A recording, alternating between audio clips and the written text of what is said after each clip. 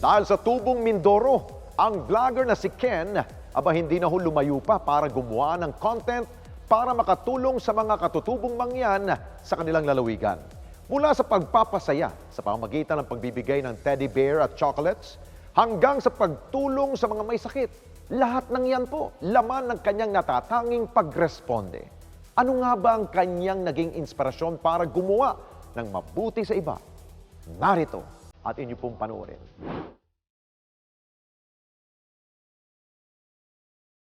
Sa kanyang pagluwas sa Maynila mula sa kanilang lalawigan sa Mindoro, ay personal ding binisita ng vlogger na si Ken, o mas kilala bilang The Good Mangyan, ang Net25. At sa ating pakipagkwentuhan sa kanya, ibinahagi niya kung paano nagsimula ang kanyang hilig sa pagbablog na nasasabay niya ang kanyang pagtulong sa kapwa. Nagsimula po ako since pandemic po. Hindi pa po ako influencer noon. Nakaka-create pa lang po ako ng isang grupo na tinatawag po yun na barter community. So yung barter community na po yun po yung pakikipagpalitan po ng kalakalan na kung saan po yung mga gamit natin, mga lumang gamit na hindi po napapakinabangan ay pwede pa po mapakinabangan ng iba sa pamamagitan po ng pakikipagpalitan ng lumang gamit sa pagkain yung mga daily needs po natin. So marami pong mga nagsabi po sa akin na bakit hindi ko rin try mag-vlog, ganyan, mag-influencer. So gumawa po ako na pangalan po na The Good Mangyan. So hango po sa pangalan na The Good Samaritan. Na kung saan po maganda po yung mga ginagawa ko, yung mga hadikain. At kahit na nakaraos na tayo sa epekto ng pandemya, itinuloy pa rin niya ang pagtulong sa mga tao sa kanilang lalawigan. 2008, ako po ay parang nagsisimula na po tumulong. Wala pa po ako sa social media kahit po wala po akong kakayahan o walang pera. Kumbaga po, bilang kabataan, wala ka sa posisyon, pwede kang tumulong. Nagsimula po kasi ako dun sa pamimigay pa lang po ng mga chocolates, mga teddy bear, dun po ako mas kilala. Kumbaga po, parang sarap na sa pakiramdam na nakakapagbigay ka ng saya sa bawat tao na kahit wala naman pong hinihinging kapalit. Isa sa pangunahing tinutulungan nila ay ang mga katutubong mangyan. Nag-focus na po ako din sa mga katutubong mangyan po namin na which is sila po talaga yung mga dapat po masigit po na nangangailangan. Umaakit po talaga kami ng bundok. So minsan po umaabot kami ng halos 10 to 12 hours para maihatid lang po yung tulong para sa aming mga katutubong mangyan. So marami po kami mga dala, mga goods, mga used clothes kasi yun po talaga yung mga kailangan po nila. As in talagang hike po siya. Meron po kasing mga katutubong mangyan po namin na nasa baba at meron naman po na nasa bundok lang po kasi mas gusto po nila na tahimik lang po sila. Kaya yung iba po na hinahatiran po namin, kulang din po sa edukasyon, sa mga pagkain. Pero kahit po nasa baba yung iba, kulang pa rin po sila sa mga pagkain. Kaya kahit papaano po, yun po yung mga tinutulungan namin, nagdadala po kami ng tulong. Kwento pa ni Ken, ang kanyang pamilya ang naging inspirasyon niya para tumulong sa mga tao. Unang po sa lahat, yung akin pong pamilya, tapos yung, tapos yung siyempre po, yung pagiging mahirap din po namin dahil danas ko din po yung isang tuka din po. Dahil lang din namin na ikupo, nakakain kami ng tubig asin, ganyan, bagong ulam. Kumbaga, yun po yung naging inspiration ko, yung mga magulang ko din. Lang po kami noon, nangangalakal po, bakal bote, may bisikleta po kami, tapos may mga sidecar. Hanggang college naman po ako. Bali, vocational po, hindi po kami nakapagtapos lahat. So marami rin po ako naranasan sa buhay ko. Nagtitinda po ako ng mga kung ano-ano, nagtrabaho sa gasolinahan, sa kung ano-ano pa pong mga trabaho na hindi ganun kalaki yung kita. Ang kinikita ko po buwan-buwan, mga 2,500 monthly lang po yun. Ganun lang po kaliit yung sahuran po ng 2,500. Alam ko po hindi pa rin po sapat para sa amin yun. Kumbaga po, kahit po ganun lang kaliit yung kita ko o yung sahod ko, masarap lang po talaga sa pakiramdam na nakakapagbigay ka ng saya sa mga tao kahit alam mong wala ka. Katunayan, nakuha niya ang ganitong gawain sa kanyang mga magulang. Wala naman pong masabi yung mga magulang ko kasi ganun din po sila eh.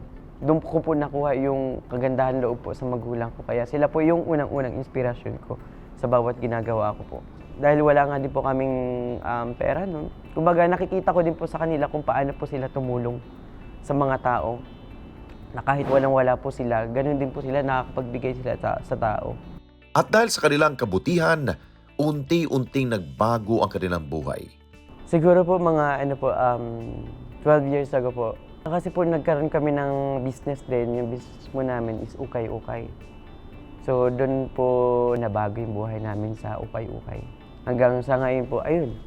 Kung ano, may mga blessings po kami natatanggap, yun din po yung tinutulong namin. Yung ibang kita po namin sa business po namin, sa RTW, pinapamahagi pa rin po namin sa mga tao. Nagiging maingat rin umano siya sa mga taong lumalapit sa kanya para manghingi ng tulong. Community po yung pinupuntahan ko, pero may mga individual din po kami mga binibigyan po ng tulong. Pero chinecheck ko po mabuti kung sila po baga talaga yung deserving o masigit po na nangangailangan ng tulong.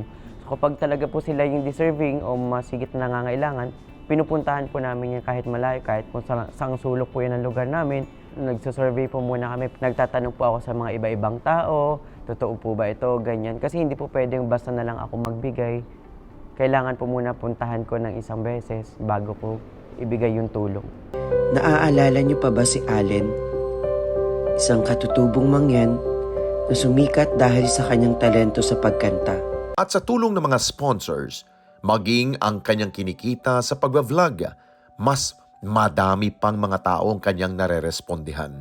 Madami po kasi dumadating sa akin katulad po yung blessings. Kaya nga po lagi ako nagpapasalamat kay Lord na tuloy-tuloy lang po yung blessings na binibigay niya sa akin. Kaya po marami po ako nabibigyan ng mga tao na ipapamahagi. Kaya nung una po nakakatuwa lang po kasi dati paunti-unti lang po yung mga binibigay ko. Hanggang sa ngayon po dumadami na po ng dumadami. Ayun, hanggang may mga sinasahod po ako, mga promotional. Then yun po binibigay ko sa mga tao.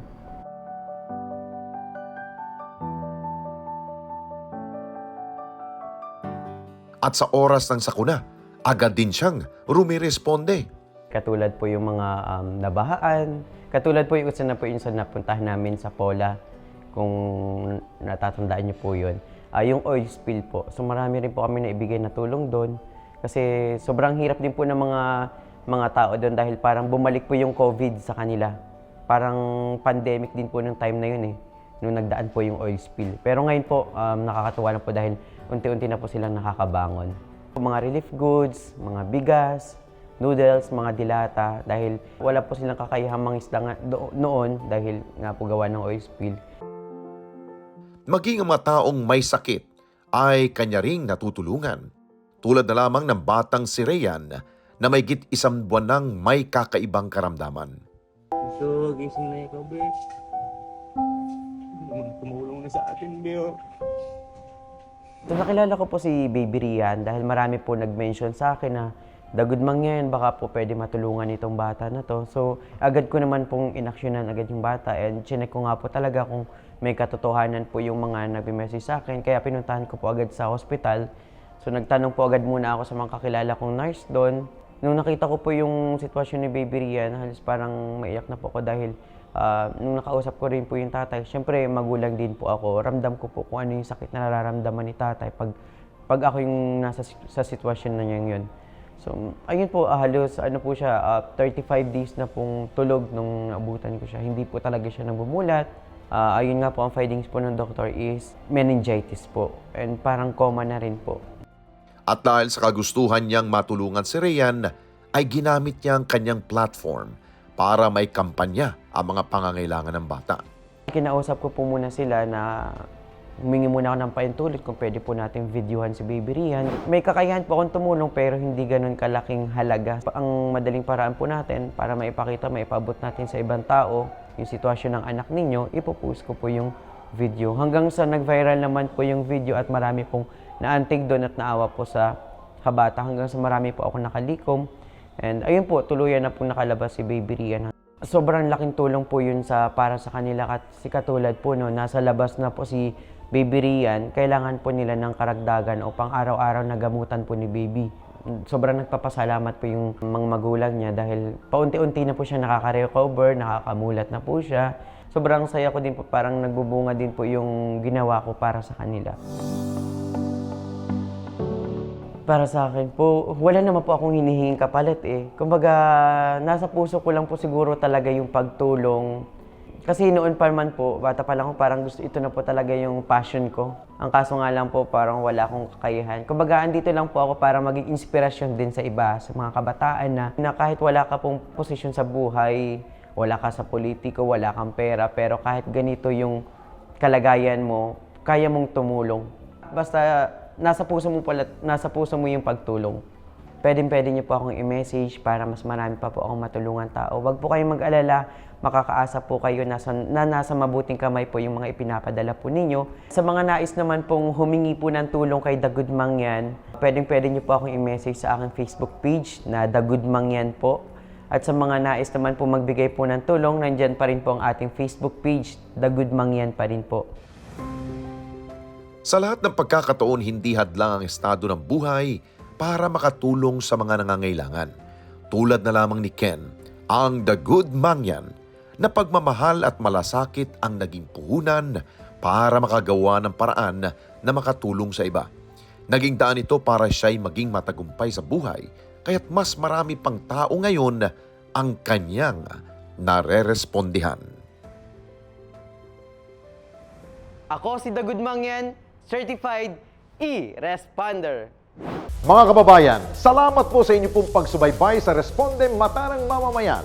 Para mapanood pa ang iba pa naming pagresponde sa ating mga kababayan, i-click lamang ang subscribe button at i-follow lamang ang Net25 social media pages at Net25 TV.